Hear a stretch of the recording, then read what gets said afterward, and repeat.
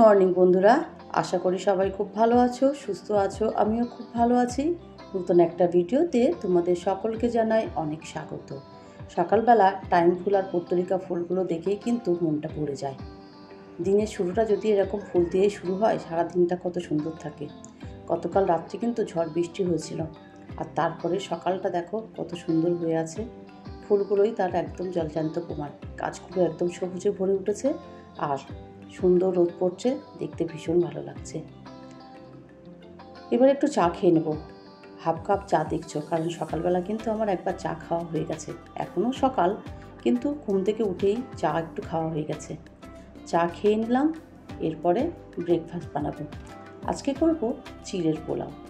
সবার আগে চিড়েটাকে একটু ধুয়ে নিতে হবে, কারণ চিড়েটা একটু ভেজার দরকার আছে। তোমরা কে কীভাবে চিড়ের পোলাও করো আমাকে একটু জানিও, কারণ আমি আমার পদ্ধতিতেই চিড়ের পোলাওটা করছি। আজ সকাল 10টার সময় রিজুর আবার পড়া আছে। এখন কটা বাজে বলো তো? এখন বাজে ওই 9:45 কি 9টা মতন হবে। তাই ভাবলাম এখন চিড়ের পোলাওটা বানিয়ে নিই, ও খেয়ে দিয়ে নিয়ে তারপরে পড়তে চলে যাবে। সংসারে তো অনেক কাজ থাকে, আশিপাশি সমস্ত কাজ করে নিয়েছি। এখন এবার ঘরের মধ্যে এসে ঘরের কাজগুলোই করব। চিড়ের পোলাওর জন্য আলু কেটে নিয়েছি, পেঁয়াজ কাঁচা লঙ্কা নিয়েছি, কারি পাতা নিয়েছি।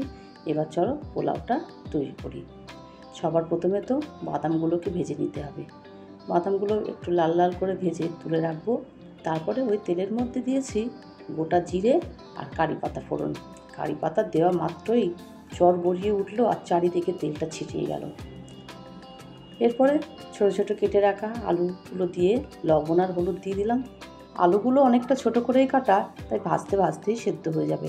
এবার পেঁয়াজ কুচি আর কাঁচা লঙ্কা কুচিও দিয়ে দিলাম, দিয়ে আলুর সঙ্গে আরও কিছুক্ষণ ভেজে নেব। আলু, পেঁয়াজ, কাঁচা লঙ্কা দিয়ে ভাজা ভাজা হয়ে গেলে এবার এর মধ্যে আগের থেকে ধুয়ে রাখা চিড়েটা দেব। তার সঙ্গে ভেজে রাখা বাদামগুলোও দিয়ে দিলাম। তোমরা চাইলে এখানে কাজু বাদাম বা আমন্ডও ইউজ করতে পারো, কিন্তু আমার মনে হলো এটাই ঠিক আছে। এবার পরিমাণ মতন চিনি দিয়ে দিলাম, আর পরে দেখলাম একটু লবণও লাগবে, তাই একটু লবণ দিয়ে দিলাম। এবার ভালো করে মিশিয়ে নিয়ে একটু চাপা দিয়ে রাখবো। চিড়িটাকে একটু গলতে দেবো, তাহলে ঠিকঠাক মতন পোলাওটা রেডি হয়ে যাবে। পোলাওটা তোমার হয়ে গেছে। এবারে ঢেলে নিয়ে টেবিলে নিয়ে যাব, কারণ সময় হয়ে গেছে রিজুকে খেতে দেবো। ও খেয়ে পড়তে চলে যাবে। কেমন দেখতে হয়েছে তোমরা বলো তো? টেস্ট করে তো আর দেখতে পাচ্ছ না, কারণ চোখের দেখাই তোমাদেরকে দেখতে হচ্ছে। এদিকে দেখো রিজু খেয়ে রেডি হয়ে পড়েছে, আর আকাশটা দেখেছো মেঘলা হয়ে আছে, মনে হচ্ছে এক্ষুনি বৃষ্টি নেমে আসবে। কিন্তু পরে আবার রোদও উঠেছিল, মানে এই রোদ মেঘলা সারাদিনই চলতে থাকলো। ও তো বেরিয়ে গেল। এবার আমি আমার ঘরের কাছে হাত দিলাম। রায়ানকে পড়াতে বসিয়ে দিয়েছি। এই ঘরটাকে পরিষ্কার করে নিই, তারপর ওই ঘর থেকে আবার ওকে এখানে নিয়ে এসে এখানে বসাবো, আর ওই ঘরটা আমি পরিষ্কার করে নেব।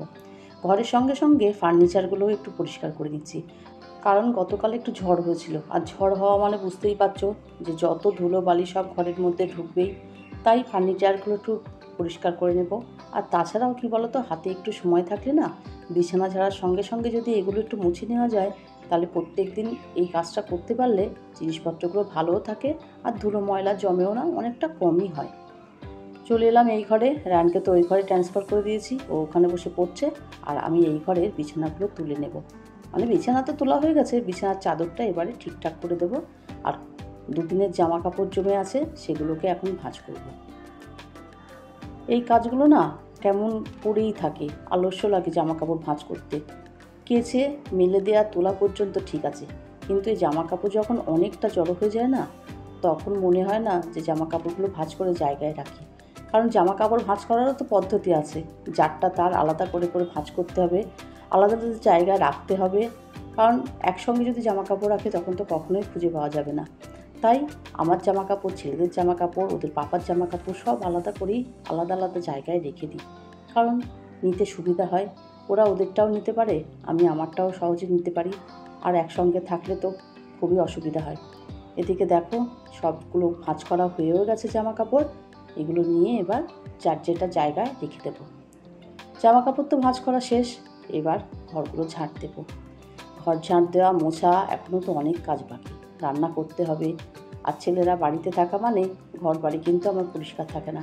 এই যে বিছানার চাদরটা ঠিক করে দিয়ে যাচ্ছি, কিছুক্ষণ পরে দেখবি আবার একদম নোংরা করে ফেলছে, মানে চাদরটা একদম জড়ো করে ফেলছে। আগে ঘরগুলো ভালো করে ঝাঁট দিয়ে নিই, তারপরে তো মোছার পালা। ঘর ঝাঁট দেওয়া, এরপরে রান্না করা। রান্নাঘরে তো ঢুকতেই হবে, কারণ খাবার দাবার জোগাড় তো করতেই হবে। চলো একে একে রান্নাগুলো করে নিই। আজকে আর রান্নাটা তোমাদের সঙ্গে সেভাবে শেয়ার করব না, মানে রান্নাঘরে এসেছি দেখো। আর এদিকে দেখো, এই র্যাকটাকে আমি রেখেছি, তোমরা আগের ভিডিওতে আমার দেখেছো, কিন্তু মনে হচ্ছে র্যাকটাকে দেয়ালের সঙ্গে আটকে রাখতে হবে, নালে একটু কেমন নড়ে যাচ্ছে ব্যাপারটা। এদিকে দেখো, রায়ান অপেক্ষা করছে দাদার জন্য। আর বিছানাটা দেখেছো, বললাম না যে ওরা বাড়ি থাকলে আমার বিছানা ঘর একদম ঠিক থাকে না। কখন বাড়ি আসবে দাদা সেই অপেক্ষাই করছে। দাদা চলেও এলো। দাদা বাড়িতে এসে এত গরম লেগেছে যে বসে আগে দই খেতে শুরু করেছে। ও এখানে দই খাচ্ছে, রায়ানেরও খাওয়া হয়ে গেছে, আমিও খেয়েছি। এবার দুজনে মিলে চলবে গল্প, আর তার সঙ্গে একটু গেম খেলা তো থাকবেই, টিভি দেখা, এগুলো তো চলবে। চলো আজকে দুপুরে কী কী রান্না করলাম সেটাই তোমাদের তো দেখানো হয়নি, সেটাই বলি। কাঁচা লঙ্কা, পেঁয়াজ আর লেবুর সঙ্গে আছে সাদা ভাত, ডিম ভাজা, তার সঙ্গে আছে আলু মাখা, কুমড়োর তরকারি, ডাল আর টক দই। এই ছিল আজকের লাঞ্চ মেনু। আজ তাহলে এই পর্যন্ত। ভিডিওটা ভালো লাগলে like, comment, share and subscribe করো। টাটা।